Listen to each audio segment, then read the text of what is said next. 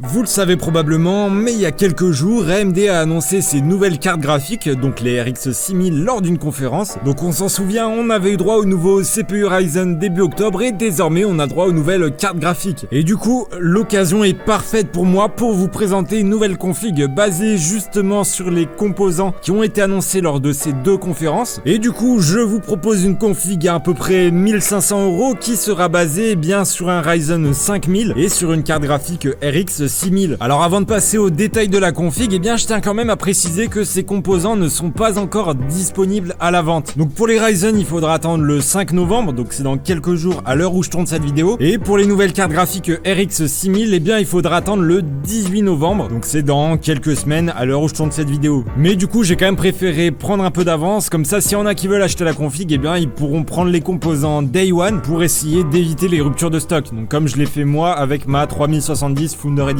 Bon du coup ça sert à rien de blablater trop longtemps, on passe au processeur de la config qui est un Ryzen 5600X. Donc sur le papier, ce 5600X il diffère pas des caisses du 3600X. Donc on a toujours 6 cœurs physiques, on a toujours 12 threads et le tout cadencé à une fréquence de 3,7 GHz. Là où ce 5600X va différer par rapport au 3600X, eh bien c'est sur l'architecture. Donc en gros là, toute nouvelle architecture Zen 3 sur laquelle est basé ce 5600X, eh bien elle permet d'avoir des cœurs qui sont bien plus performants. Et ça se confirme quand on voit les premiers benchmarks single thread de ce 5600X. Et si on en croit ces benchmarks, eh bien le 5600X serait au-dessus de tous les processeurs Intel en single thread. Donc au-dessus des i3, des i5, des i7 et des i9. Donc avant même que le processeur soit disponible à l'achat, eh bien ça s'annonce très prometteur. Donc ensuite ce processeur on va venir l'installer sur une carte mère. Donc sur cette nouvelle génération de Ryzen, pas de changement sur le socket, on est toujours sur des processeurs au socket AM4. Et au niveau du chipset, eh bien ces Ryzen de 5ème génération, ils sont compatibles avec les cartes mères de série 400 et de série 500. C'est-à-dire les cartes mères B450, les cartes mères X470, les B550 et les X570. Alors attention, petite précision, pour les cartes mères de série 400, vous devrez avoir une version du BIOS suffisamment récente pour que la carte soit compatible avec les Ryzen 5000. Alors pour essayer d'avoir une config qui soit la plus future-proof possible, eh bien j'ai choisi une carte mère B550. Donc j'ai choisi la B550 Tomahawk de MSI, qui est une carte mère qui est globalement très classique. Donc au niveau de l'USB, on a 5 ports USB type A et un port USB type C. On a évidemment du port Ethernet, on a évidemment du port HDMI si vous souhaitez utiliser un APU sur votre config. Après au niveau de la RAM, on peut mettre jusqu'à 128 Go. Je vous rassure, on n'ira pas jusque là. Après ce qui est bien avec cette carte mère, eh bien c'est son chipset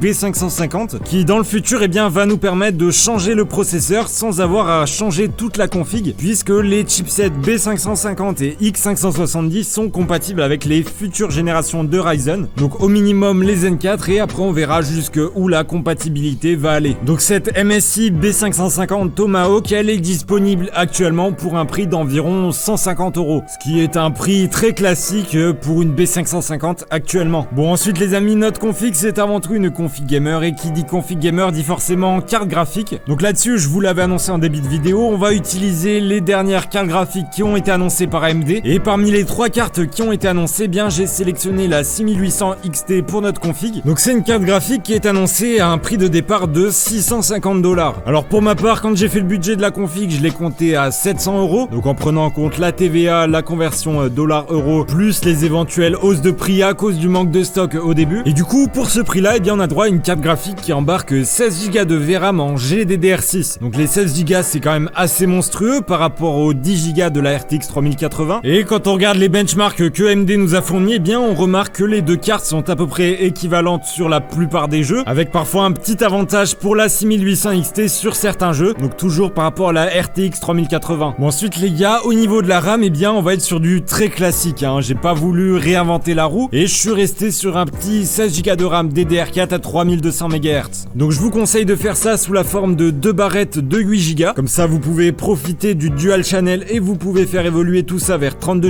Go si jamais dans le futur il y a besoin. Et normalement un kit de 2 x 8 Go de RAM, eh bien ça devrait vous coûter aux alentours des 70 €. Alors pour le stockage les gars, eh bien je vous invite comme d'habitude à faire ça selon vos besoins. Par contre ce qui est essentiel c'est d'avoir au moins un SSD pour pouvoir foutre Windows dessus. Mais maintenant si vous voulez faire tout votre stockage en SSD, eh bien c'est tout à fait possible. Moi perso pour ma future config, eh bien je suis parti sur un SSD de 1 Tera que j'ai pu avoir pas trop cher pendant le Prime Day. Maintenant si vous voulez avoir beaucoup d'espace de stockage, eh bien vous pouvez tout à fait prendre un petit SSD et un gros disque dur à côté. Donc voilà, ça va vraiment être selon vos besoins. Donc ensuite les gars, pour l'alimentation, eh bien je vous propose de prendre la même alim que j'ai pris pour ma future config. Donc c'est une alim de 750 watts qui nous provient de chez Gigabyte et qui est entièrement modulaire. En plus de ça, elle est certifiée 80 plus Gold, donc on a vraiment un rendement électrique qui est excellent. Et elle est disponible à un prix qui est quand même pas excessif, donc on est autour de la centaine d'euros. Donc vu que c'est modulaire, eh bien vous aurez pas à vous emmerder avec 3 tonnes de câble management. Vous pourrez vraiment faire un câble management qui est propre, qui est carré, et avoir une config qui est propre, qui a pas de câble qui dépasse, eh bien c'est quand même vachement plaisant. Et ensuite les gars, pour finir la config, eh bien il nous manquait un boîtier. Et là-dessus, je suis parti du côté de chez Corsair et j'ai choisi le IQ 220T. Donc c'est un boîtier que je trouve extrêmement stylé, je kiffe l'effet de grille qu'il y a sur la façade avant. Et en plus de ça, il a des performances en refroidissement qui sont plutôt honnêtes. Le tout pour un prix qui est pas excessif. Donc personnellement, ce boîtier, je l'ai payé 87 € et c'est celui que j'utiliserai dans ma future config. Donc la config avec RTX 3070 que je vous tease depuis un petit moment. Alors voilà, on en a fini avec les composants de la config. Maintenant, on passe rapidement sur les performances. Alors pour le moment, il n'y a pas eu encore de test de la carte, donc on n'a pas encore droit à des benchmarks faits par des youtubeurs ou autres. Mais par contre, AMD nous a mis en ligne il y a quelques jours un petit outil sur son site qui nous permet de voir les performances de toutes les nouvelles RTX et de toutes les nouvelles RX sur une dizaine de jeux, en 4K évidemment. Alors je vais pas détailler jeu par jeu, mais sachez que sur tous les jeux qui ont été testés, il y a Modern Warfare, il y a The Division 2, il y a Forza 4 et il y en a plein d'autres, et bien la RX 6800 XT